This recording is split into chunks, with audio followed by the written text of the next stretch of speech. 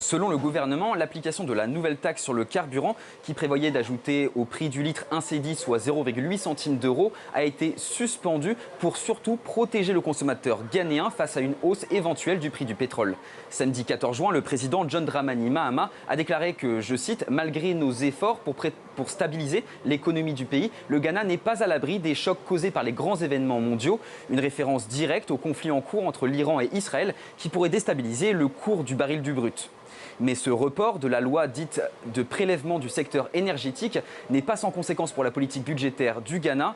Les autorités prévoyaient en effet de se servir de cette taxe pour combler en partie le déficit du secteur énergétique. Celui-ci se chiffre à 2 milliards de dollars par an selon le ministre des Finances. Le report de cette taxe a cependant été salué par une partie de la société civile qui l'a considéré comme foncièrement injuste parce qu'elle faisait porter le poids de la dette énergétique sur l'ensemble des Ghanéens et surtout sur les populations les plus pauvres. À ce jour, aucune date n'a été annoncée pour l'entrée en vigueur de cette nouvelle taxe.